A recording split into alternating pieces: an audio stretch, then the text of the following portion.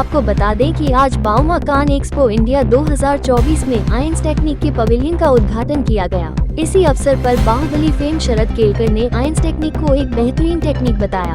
शरद केलकर ने कहा कि यह टेक्नोलॉजी जल्द ही भारत में क्रांति लाएगी। आज युग बदल रहा है, ऐसे समय में इस टेक्नोलॉजी उपयोग पड़ेगा, क्योंकि ये टेक्नोलॉजी दमदार और मजबूत है। एल्यूमिनियम फॉर्मवर्क में अग्रणी की स्थिति बनाए रखते हुए आयंस टेक्निक भारत में पहली बार निर्मित पूर्ण घर्षण वेल्डेड एल्यूमिनियम पैनल पेश करने में गर्व महसूस करता है, जो उद्योग के लिए एक गेम चेंजर है। इसके अतिरिक्त EFS ने विनिर्माण की एक पूरी तरह से स्वचालित लाइन भी पेश की है, जिसने उद्योग के लिए एक नया मानक स्थापित किया है। लगातार गुणवत्ता के प्रतिबिंब के रूप में आयंस टेक्निक ने असाधारण 85% से अधिक ग्राहक प्रतिधारण दर हासिल की है। लगातार प्रतिष्ठित ग्राहकों से बार-बार ऑर्डर प्राप्त कर रहे हैं। इस प्रकार एल्यूमिनियम फॉर्मवर्क शटरिंग उद्योग में एक विश्वसनीय नेता के रूप में अपनी स्थिति को रेखांकित किया है। आगे अंकित गौड़ ने कहा कि आयंस टेक्निक ने रियल एस्टेट उद्योग के नेताओं, प्रसिद्ध डेवलपर्स और सम्मानित संपर्ककर्ताओं के साथ सहयोग करते हुए 800 से अधिक चालू और पूर्ण परियोजनाओं को सफलतापूर्वक पूरा किया है। बताऊं, मैं हम लोग सब मुंबई में रहते, मैं मुंबई में रहता हूँ, या आप लोग सभी बड़ी इमारतों में रहते हैं। सबको घर अच्छे लगते हैं, सब बहुत चीजें मांगते हैं कि भैया फायर का क्या है, इसका क्या है, बरसात में और ठंड में क्या होगा। टेक्नोलॉजी के ऊपर ज्यादा ध्यान नहीं देता है, बट जिस तरीके से हम लोग ग्रो कर रहे हैं इन टर्म्स ऑफ टेक्नोलॉजी और नई नई चीजें आ रही हैं, तो चीजें बहुत क्विक हो रही हैं, ज्यादा सेफ हो रही हैं और सस्ती हो रही हैं। एंड वो टेक्नोलॉजी में जब ऐसा एक चेंज आता है ना लाइक, और हर एक डेकेड में वो चेंज आते हैं, तो आई think it's a new thing which is quite beneficial for I think every individual.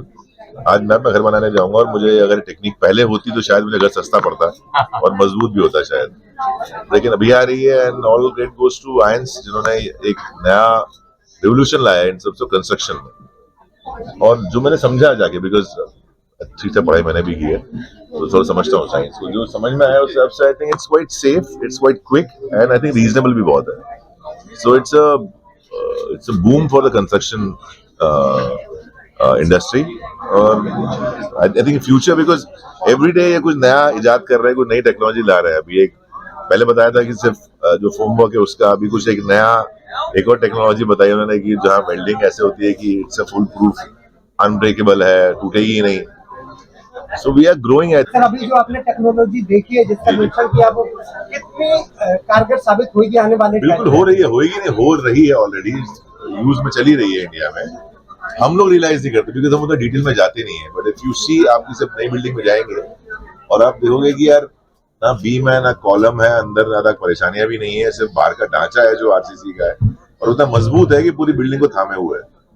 तो वो इस टेक्नोलॉजी का फायदा है। पहले हमारे यहाँ अंदर बीम है, अंदर कॉलम है, वो तोड़ नहीं सकते, ये नहीं कर सकते, वो नहीं कर सकते। अभी वो पूरा लिबर्टी होता है, इट्स अ फिलरलेस, आप बना सकते हो बहुत सारी चीजें। अभी आप देखोगे जितनी बड़े बड़े बिल्डिंग्स में हम कहीं जाते हैं, ऑडिटोरियम में, यहाँ पर पिलर्स क्या होते हैं बीच में, और उसकी जो वॉल्स और जो रूफ है वो इतनी स्ट्रांग बनी हुई है कि उसको जरूरत भी नहीं है। तो टेक्नोलॉजी जितनी अच्छी होती जाएगी उतना फायदा है हमारे लिए।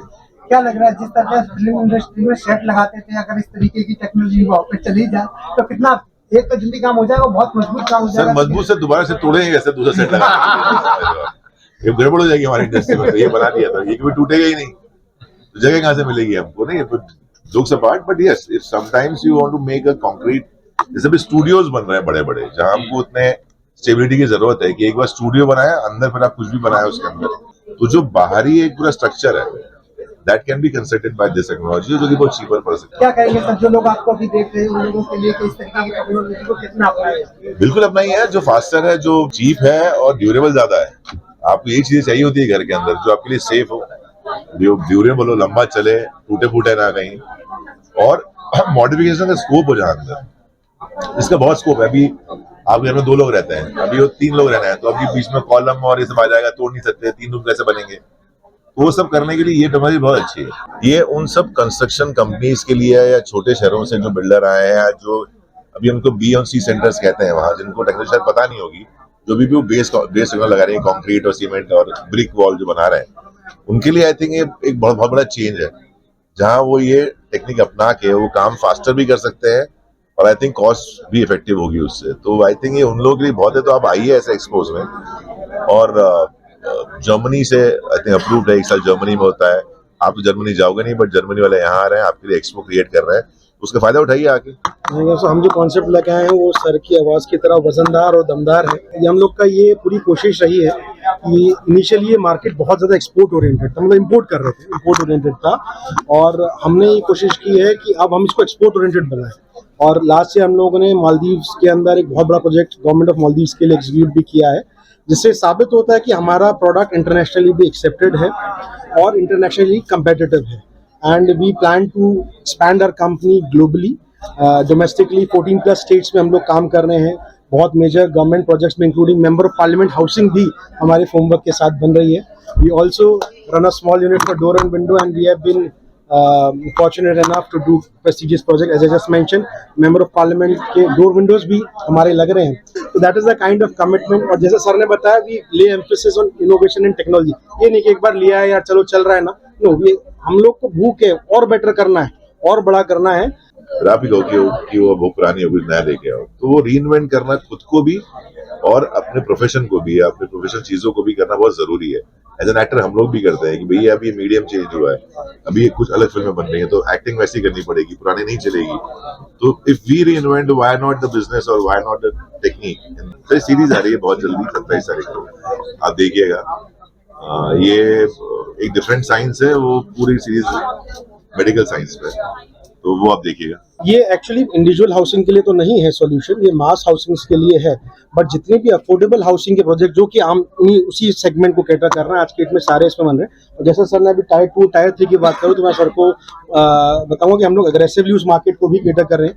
हम लोग गोरखपुर जैसी जगह में भी कर रहे हैं, भुवनेश्वर जैसी जगह में भी कर रहे हैं, राजकोट जैसी जगह में भी कर रहे हैं, और हम लोग चंडीगढ़ जैसी जगह में कर रहे हैं, रायपुर जैसी जगह में। डेफिनेटली अभी मार्केट उतना बड़ा नहीं है जितना कि मुंबई दिल्ली जैसे सेगमेंट में होगा, लेकिन टेक्नोलॉजी के बेनिफिट धीरे धीरे लोगों को समझ में आ रहे हैं। तो है, मुझे लगता है टाइम सेविंग है शायद, और कॉस्ट इफेक्टिव भी है। टाइम देखो क्या था, अभी हमारे यहाँ भी से रूल है सर, यानी कि आपको एक बिल्डिंग बना के देनी है, रेरा के एप्लीकेशन अब रेरा की इम्प्लीकेशंस है। अभी नॉर्मली ये टेक्निक जो है, आई थिंक उसमें कभी आई थिंक फायदा देगी कि काम जल्दी खत्म होगा आपका, तो आप टाइम से लोगों को घर दे सकते हैं। तो दो चीजें होती हैं, या तो स्ट्रक्चरली क्रैक आता है, 99% में प्लास्टर में क्रैक होता है। हमारी बिल्डिंग्स प्लास्टरलेस बन रही है, इसमें क्रैक का संभव ही नहीं है, सीपेजेस क्रैक।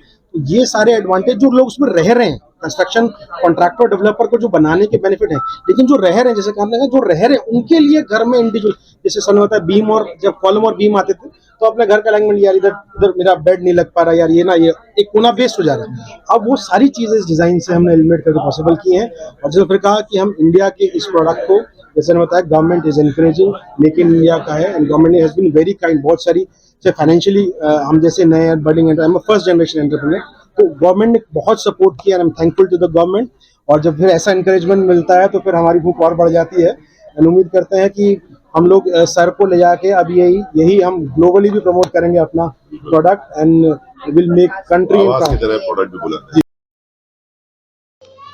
NCR करंट न्यूज़ को सब्सक्राइब करें और नोटिफिकेशन सबसे पहले पाने के लिए दबाएं बेल आइकॉन।